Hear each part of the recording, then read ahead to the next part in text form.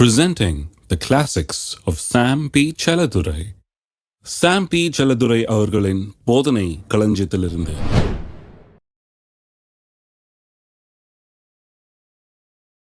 பின்பு அவர் அவர்களை நோக்கி, தேவனுடைய ராஜ்யமானது ஒரு மனுஷன் நிலத்தில் விதையை விதைத்து இரவில் தூங்கி பகலில் விழித்திருக்க அவனுக்கு தெரியாத விதமாய் விதை முளைத்து பயிராகிறதுக்கு ஒப்பாயிருக்கிறது. விதைச்சிட்றான்னா, விதைச்சிட்டு போய் அவன் பாட்டுக்கு ராத்திரி தூங்குறான், காலையில் எந்திரிக்கிறான். என்ன அர்த்தம்? போய் வேலையை பார்க்குறான்னு அர்த்தம். போய் அடுத்து ஆக வேண்டியதை பார்க்குறான், போய் அவனுடைய வேலைகளை கவனிக்கிறான், எப்பவும் போல் போய்கிட்டே இருக்கிறான். விதைச்ச பிறகு அவனுக்கு தெரியுது இது கொஞ்சம் காலம் செல்லும். விதைச்சாச்சு, இப்போ நான் செய்ய வேண்டியதை செஞ்சுக்கிட்டே இருக்க வேண்டியது தான், போய்கிட்டே இருக்க வேண்டியது தான். இரவில் தூங்க வேண்டியது, பகலில் விழிக்க வேண்டியது, தண்ணியை பாய்ச்ச வேண்டியது, என்னென்ன பண்ணுமோ பண்ண வேண்டியது, அவ்வளோதான். ஒரு ரிசல்ட்டையும் நான் கண்ணால் பார்க்கலனாலும் உன்னை நம்புகிறேன், கண்டிப்பாக அது விளைச்சலை கொண்டு வரும் என்று நம்புகிறேன். ஆகவே தொடர்ந்து நான் போய்கிட்டே இருக்கிறேன். அதை பற்றி அவன் கவலைப்படுறதில்ல. விவசாயி விதைச்சிட்ட உடனே ராத்திரியெல்லாம் தூக்கம் முழிச்சிட்டு உட்காந்துட்டு இருக்கிறது இல்லை. நல்ல உதாரணம் என்னென்னா, இயேசு மார்க் 11ஆம் அதிகாரத்தில் அந்த மலையை பார்த்து பெயர்ந்து நீ சமுத்திரத்தில் தள்ளுண்டு போன்னு சொல்கிறார் பாருங்க, அந்த உதாரணம். அடுத்தது, அவனுக்கு தெரியாத விதமாய் அது முளைத்து பயிராகிறதுக்கு ஒப்பாயிருக்கிறது. அவனுக்கே தெரியாத விதமாய்ங்கிறது என்னன்னு காமிக்க விரும்புகிறேன் நான். என்னன்னா, ஒரு காரியம் எப்படி நடக்கும், எப்படி முடியுன்றது ஒருவேளை நம்மளுக்கு தெரியாமல் இருக்கலாம். தேவனுடைய ராஜ்யம் எப்படி வேலை செய்யுதுன்னு தெரியலன்னு சொல்லக்கூடாது.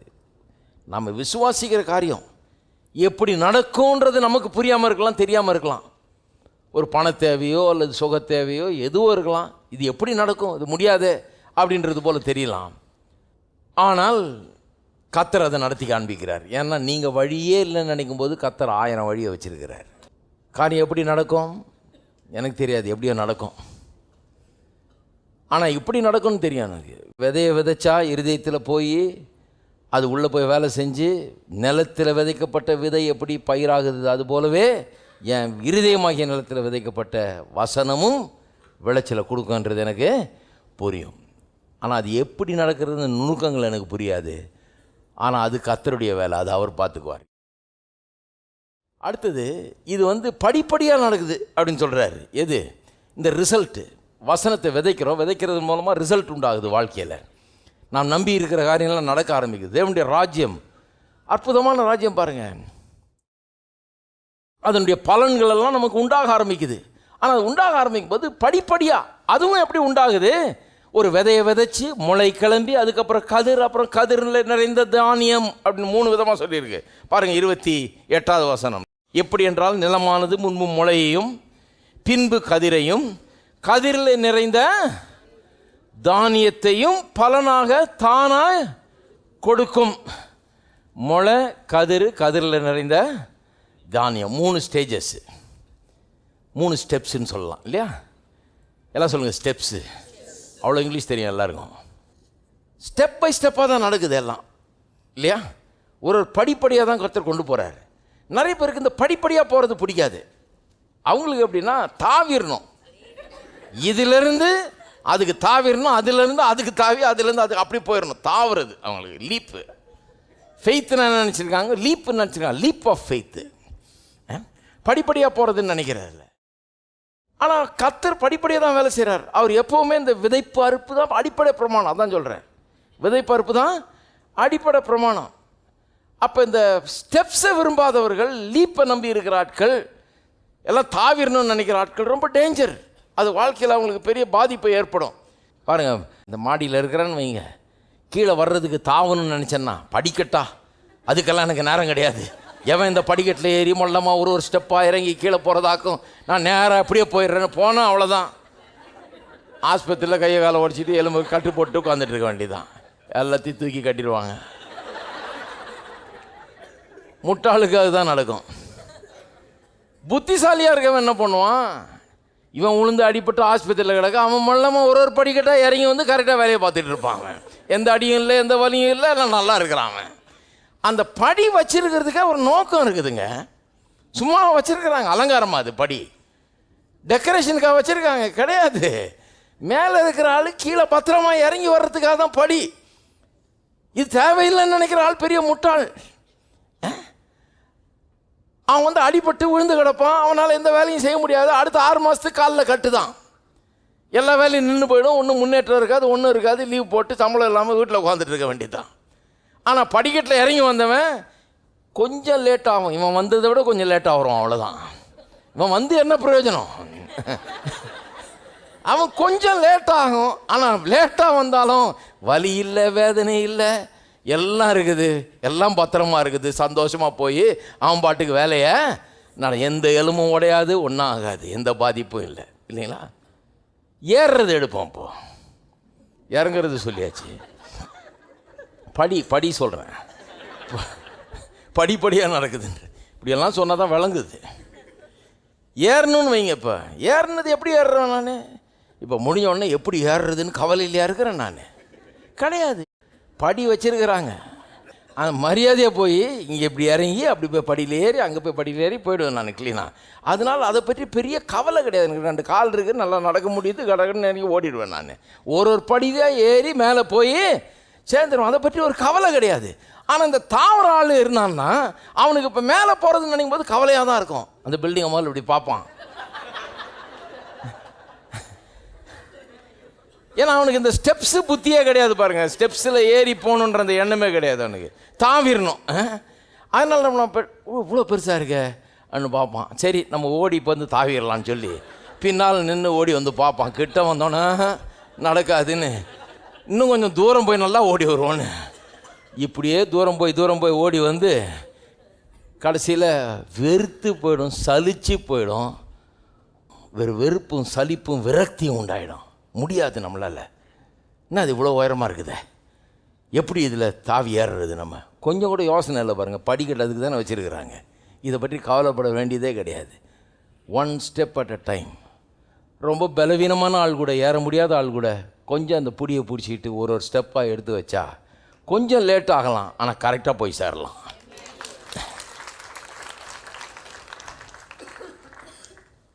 அது வந்து ஸ்லோ மெத்தடு, ஆனால் கடவுளுடைய மெத்தடு அது.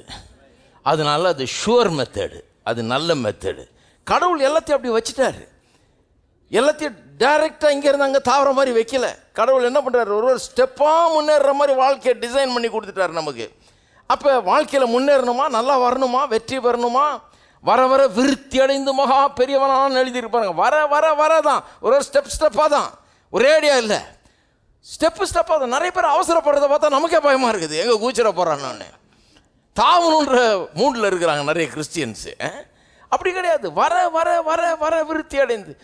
அப்போ வசனத்தை உள்ளத்தில் விதைக்கும் போது அது எப்படி ரிசல்ட்டை உண்டாக்குது? ஸ்டெப் பை ஸ்டெப்பாக உண்டாகுது. கொஞ்சம் கொஞ்சமாக ஸ்டெப் பை ஸ்டெப், அடுத்த ஸ்டெப், இதுலேருந்து அடுத்த ஸ்டெப்பு கொண்டு போ, அடுத்த ஸ்டெப்லேருந்து அடுத்த ஸ்டெப்பு, அப்படி தான் ரிசல்ட் உண்டாகுது பாருங்கள். எனக்கு வாழ்க்கையில் கற்றுக்கொள்ள வேண்டிய ஒரு பெரிய காரியம் பாருங்கள். அவசரப்படக்கூடாது. ஸ்டெப் பை ஸ்டெப், ஒரு ஸ்டெப்புலையும் கொண்டாடணும், மகிழணும். ஏன்னா அவ்வளோ கிட்ட வந்தாச்சு, வந்துருச்சு, கிட்ட நெருங்கியாச்சு, கோலுக்கு நெருங்கியாச்சு. இப்போ எவ்வளோ தூரம் வந்துட்டேன், இன்னும் சந்தோஷமாக, இன்னும் போக வேண்டியது இருக்குது. ஆனால் இவ்வளோ தூரம் எப்படி வந்தேன், அதே மாதிரி மீதி தூரமும் ஏறிடுவேன். Step by step. வாழ்க்கையை அப்படி தான் ஸ்டெப் பை ஸ்டெப்பில் ஆரம்பிக்கிறோம். குழந்தை பிறகுது. யாராவது 25 வயசு குழந்தைய நேரடியாக பெற்றுட்டிங்களா? குழந்தை பிறந்தவனம்மா அப்படி இருக்கிறேன்னு கேட்டுச்சா? ஹலோ,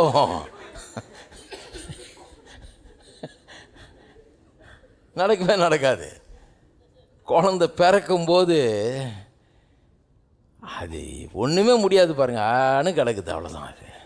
அது என்னன்னு ஒன்றுமே புரியாது. அதை பார்க்க வந்த அப்பா, என்ன இப்படி ஒன்று பெற்றிருக்கிறிய, ஒன்றுமே அப்படின்னு சொல்லுவாரா? கிடையாது. புரியுது அவருக்கு. அந்த குழந்தைய எடுத்து கொஞ்சுறாங்க. ஏன்னா அந்த குழந்தைய பார்க்கும்போது எதிர்காலத்தை பார்க்க முடியுது, ஒரு பெரிய மனுஷனை பார்க்க முடியுது. காலேஜுக்கு போய் டிகிரி வாங்கி வேலைக்கு போய் பெரிய வெற்றிகரமாக வாழ்கிற ஒரு பிள்ளையை பார்க்க முடியுது, வளர்ச்சியை பார்க்க முடியுது. பிள்ளையை பார்க்கும்போது ஐயோ என்ன இப்படி பிறந்துருச்சே, ஒன்றுமே முடியல, இதுக்கு ஒன்றுமே தெரியலன்னு யோசிக்கிறது இல்லை. நம்ம இன்பில்ட்டாக நமக்குள்ளே இருக்குது. இது இப்படி தான், கடவுள் இப்படி தான் வச்சுருக்காரு. இது காட்ஸ் மெத்தடு. கடவுள் எப்படி ஆரம்பிக்கிறாரு? விதையில் ஆரம்பிக்கிறாரு. எப்படி அந்த குழந்தை உண்டாச்சு? ஒரு விதை மூலமாக உண்டாச்சு. அந்த கற்பத்தில் போன ஒரு விதையின் மூலமாக உண்டாச்சு. இந்த விதை தான் இப்போ இந்த குழந்தையா வந்து பிறந்து இருக்குது. இந்த பிறந்த குழந்தை கூட ஒரு சின்ன ஒரு முளை கிளம்புன மாதிரி தான் கிளம்பி இருக்குது. இது பிறகு கதிராகி கதிரில் தானியம் வந்து பெருசாகும். அது இல்லைங்களா? நம்பிக்கை இருக்குது நமக்கு. ஸ்டெப் பை ஸ்டெப்பாக போகிறதுக்கு நம்பிக்கை இருக்குது. பிறக்கும்போதே குழந்தை பேசிக்கிட்டு நடந்துக்கிட்டு பிறக்கிறது கிடையாது. குழந்தை முதல்ல வாய் என்ன கை என்னன்னு புரிஞ்சுக்கிறப்ப பார்த்துருக்கீங்களா நீங்கள்? டிஸ்கவர் பண்ணுது, இதான் வாய் இதான் கை விரல் அப்படின்னு. இந்த வாய் கை புரிஞ்சிட்டா பாருங்கள், கை எதுக்குன்னு நினைக்கிது, பார்க்குறதெல்லாம் எடுக்க வேண்டியது. வாய் எதுக்கு, வாயில் போட்டுக்க வேண்டியது. அது எதுவாக இருந்தால் என்ன, அது பூச்சியாக இருந்தால் கூட எடுத்து வாயில் போட்டுக்கலாம். அது சின்ன கண்ணாடி துண்டாக இருந்தால் கூட எடுத்து வாயில் போட்டு, காசாக இருந்தால் கூட எடுத்து, எதுவாக இருந்தாலும் வாயில், அதுக்கு ஒன்றும் தெரியாது, வாய் போட்டுக்கிறதுக்கு தான் அப்படின்னு எல்லாத்தையும் வாயில் தூக்கி போட்டுக்க வேண்டியது. கடைசியில் கையே தூக்கி வாய்க்குள்ளே போட்டுக்க வேண்டியது. ஆனால் நம்ம பொறுமையாக காத்திருக்கிறோம். ஏன்னா இது ஸ்டெப்ஸு. கை என்ன வாய் என்னான்னு கூட சரியாக விளங்காத ஒரு பிள்ளைக்கு கடைசியில் எல்லாம் விளங்க ஆரம்பிக்குது பாருங்கள். அப்புறம் நமக்கு சொல்லித்தர அளவுக்கு ஆகிடுது. உனக்கு எதாவது தெரியலைன்னா என்ன கேளுன்னு. இருக்கீங்களா? அப்படி பிள்ளைங்க யாராவது இருக்காங்களா உங்களுக்கு? விளங்கலைன்னா சொல்லுங்கள், நான் சொல்லித்தரேன். இருக்கீங்களா? அப்போ முன்பு முளை, பின்பு கதிர், அதன் பிறகு கதிரில் தானியம். Step by step by step வசனம் உள்ள போது எப்படி வேலை செய்யுது? ஒரு ஸ்டெப்பில் ஒரு ஸ்டெப்பும் பெரிய கொண்டாட்டம் தான். ஒரு முளை வந்த உடனே அதை பற்றி வசனப்படக்கூடாது. என்ன இவ்வளோ காத்திருந்து கடைசியில் திருவண்டு என்னவோ வந்திருக்குது அப்படின்ன கூடாது. இந்த முளை வந்தது கதிர் வரப்போகிறதுன்றதுக்கு அத்தாட்சி இது. அடுத்த ஸ்டெப்பு ரொம்ப மகிமையான ஸ்டெப்பு. அப்புறம் அதுக்கு அடுத்த ஸ்டெப்பு ஷுவராக வந்துடும். ஏன்னா கதிர் வந்த பிறகு தானியம் வந்துடும். பொறுமை இருக்கணும். திரும்ப ஒரே ஒரு வசனம், எபிரேயர் 10ஆம் அதிகாரம், எபிரேயர் 10:35. ஆகையால் மிகுந்த பலனுக்கு ஏதுவான உங்கள் தைரியத்தை விட்டு விடாதிருங்கள். ஆங்கிலத்தில் அருமையாக சொல்லிடுது, don't cast away your confidence. கான்ஃபிடன்ஸை தூக்கி எறிஞ்சிடாதீங்க. என்னது? நம்பிக்கையை, தைரியத்தைனா நம்பிக்கையை தூக்கி எறிஞ்சிடாதீங்க. ஏன்? அடுத்த வசனம், நீங்கள் தேவனுடைய சித்தத்தின்படி செய்து வாக்கு தத்தம் பண்ணப்பட்டதை பெரும்படிக்கு பொறுமை உங்களுக்கு வேண்டியதாக இருக்கிறது. பாருங்க, வாக்கு தத்தம் பண்ணப்பட்டதை பெறுறதுக்கு பொறுமை தேவையா? அப்படின்னா என்ன அர்த்தம்? வாக்கு தத்தம் இருக்குது, சில நேரத்தில் பெறுவதற்கு நேரம் ஆகுது. ஏன்னா எல்லாம் ஸ்டெப் பை ஸ்டெப்பு தான் நடக்குது. எப்படி வாக்கு தத்தத்தை நம்ம பெறுறோம்? விதை உள்ள போய் நிலத்தில் போய் முளை கிளம்பி கதிர் வந்து கதிரில் தானியம் வர்றது போல அப்படி தான் வருது எல்லாம் தேவனுடைய ராஜ்யத்தில். இருக்கீங்களா? எல்லாம் அப்படி தானே வருது. அப்போ அப்படி வருதுன்னா எனக்கு அதில் நம்பிக்கை வேணும். அதனால தான் என்னுடைய தைரியத்தை நான் தூக்கி எறிஞ்சிடக்கூடாது. ஒன்றும் நடக்கலையே அப்படின்னு தூக்கி எறிஞ்சிடக்கூடாது. அந்த வாக்கு தத்தம் பண்ணப்பட்டதை பெறுவதற்கு எனக்கு என்ன வேணும்? பொறுமை வேணும். பொறுமை இல்லாமல் தேவனுடைய ஆசீர்வாதங்களை சுதந்திரிக்க முடியாது. ஆபிரகாமெல்லாம் எப்படி சுதந்திரிச்சான்னு எழுதியிருக்குது? விசுவாசத்தோடும் பொறுமையோடும் எல்லாவற்றையும் with faith and patience they inherited the promises of God. அப்படி தான் சொல்லியிருக்குது. பொறுமையோடும் விசுவாசத்தோடு ரெண்டுத்தோடு தான் வெறும் விசுவாசம் இல்லை. நிறைய பேருக்கு விசுவாசம் புரிஞ்சிச்சு, பொறுமை புரியல. பொறுமைனா என்ன? அப்படியே காத்திருக்கலாம்யா, என்னைக்காவது ஒரு நாள் நல்லது நடக்கும்னு நம்புகிறேன், அதான் பொறுமை. கிடையாது. அது வந்து உலக பிரகாரமாக சொல்கிறது பொறுமைன்னு. பொறுமைன்னா பைபிள் படி என்ன தெரியுமா? கன்சிஸ்டன்சின்றாங்க. பொறுமைங்கிறது கன்சிஸ்டன்சினா நல்ல காலத்துலேயும் கெட்ட காலத்துலேயும், நல்ல சூழ்நிலையிலையும் கெட்ட சூழ்நிலையிலும், எல்லா சூழ்நிலையிலும் ஒரே மாதிரி இருப்பது, மாறாமல் இருப்பது. இன்றைக்கி என்ன சொல்லணும் அதே தான் நாளைக்கும் சொல்லுவது. இன்றைக்கி நல்லா இருக்கும்போது ஒன்று சொல்கிறது, நாளைக்கு கொஞ்சம் சூழ்நிலை மாறினோடனே வேறு ஒன்று சொல்லுவது. கன்சிஸ்டன்சி கிடையாது. அது ஒரே மாதிரி இருக்கிறது கிடையாது. பொறுமைன்னா என்ன அர்த்தம்? இன்றைக்கி சொல்கிறேன், என் தேவன் என்னுடைய குறைகள் எல்லாம் அவருடைய மகிமை ஐஸ்வர்யத்தின்படி நிறைவாக்குறான்னு சொல்கிறேன். நாளைக்கு பார்த்தா பிரச்சனை இன்னும் ஆழமாகிடுச்சு, இன்னும் பெருசாகிடுச்சுன்ற மாதிரி தெரியுது. அப்போவும் என்ன சொல்கிறேன்? என் தேவன் என்னுடைய குறைகள் எல்லாம் தம்முடைய மகிமையின் ஐஸ்வர்யத்தின்படி நிறைவாக்குவார்னு சொல்கிறேன். இன்னும் அதை விட பெரிய பிரச்சனை மாதிரி அடுத்த நாள் தெரியுது. அப்போவும் என்ன சொல்கிறேன்? என் தேவன் என்னுடைய குறைகள் எல்லாம் தம்முடைய மகிமையின் ஐஸ்வர்யத்தின்படி இதுதான் பேஷன்ஸ்.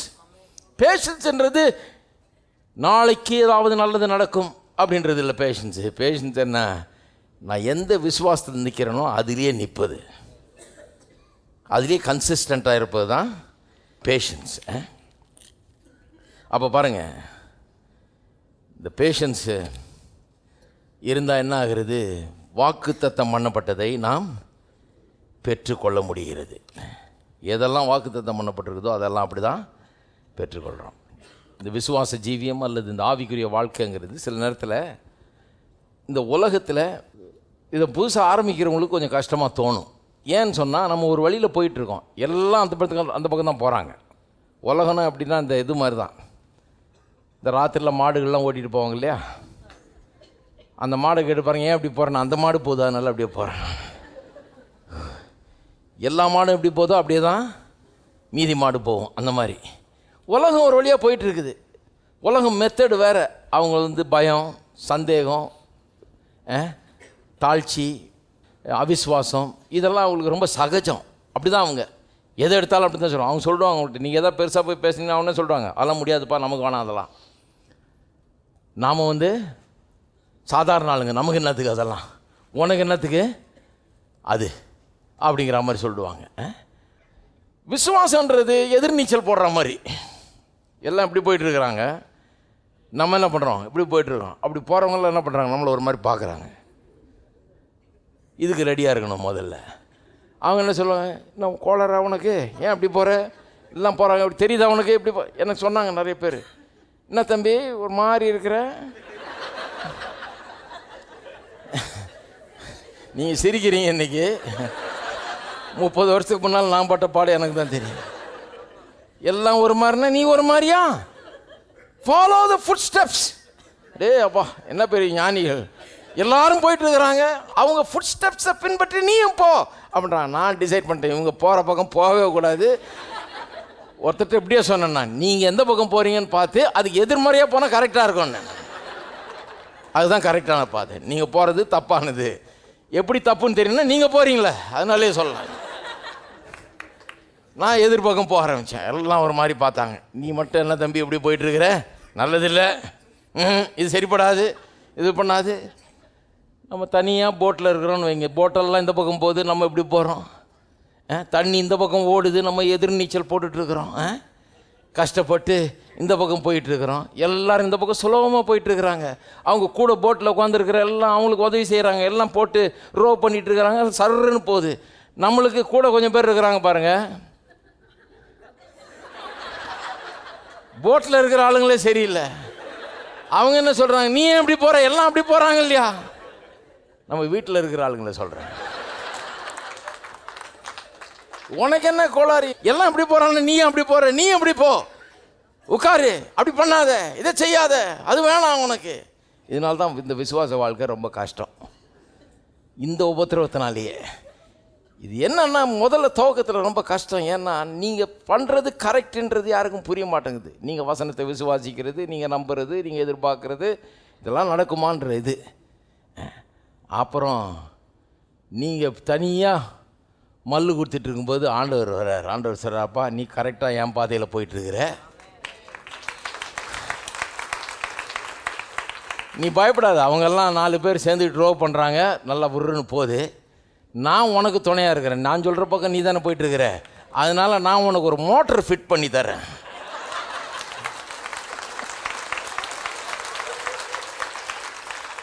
நல்ல ஜெட் மோட்டரு, சும்மா ஆன் பண்ணினா போதும், பிச்சுட்டு போயிடும். ஓ ஓ ஓ தண்ணி எந்த பக்கம் வந்தா என்ன, இந்த மோட்ரு அதை காட்டிலும் வேகமானது, உன்னை எங்கே கொண்டு போகணுமோ சீக்கிரம் கொண்டு போய் சேர்க்கும்பா, நீ பயப்படாத, என் வல்லமையை உனக்கு தர்றேன், என் அபிஷேகத்தை தர்றேன், என் அனாயிண்டிங்கை தர்றேன், என் பலத்தை தர்றேன்னு சொல்லி அவர் என்ன பண்ணுறாரு, கொண்டாந்து மோட்டரை ஃபிட் பண்ணி விடுறாரு. மோட்டரை ஃபிட் பண்ணி விட்டோன்னு வேகத்தை பார்த்த உடனே போட்டில் இருந்த ஆளுகள்லாம் சரியாயிடுறாங்க. சொன்னது கரெக்டு தான். நீ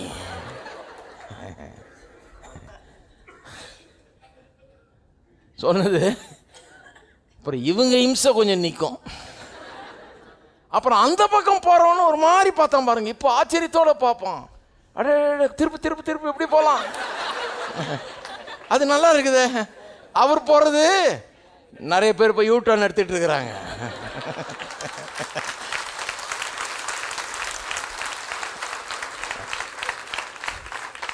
முதல்ல கொஞ்சம் கஷ்டம், ஆனா நீங்க உங்களை மாத்துறது இல்லாம நிறைய பேரை மாத்திடுவீங்க. தேவனுடைய சித்தம் உங்களுடைய வாழ்க்கையில் நிறைவேறும். தேவனுடைய ராஜ்யம் வரும். பரலோகத்து சித்தம் இந்த பூலோகத்தில் உங்களுடைய வாழ்க்கையில் நிறைவேறும். இதுதான் விசுவாச வாழ்க்கை. இப்படித்தான் தேவனுடைய ராஜ்யம் வேலை செய்கிறது.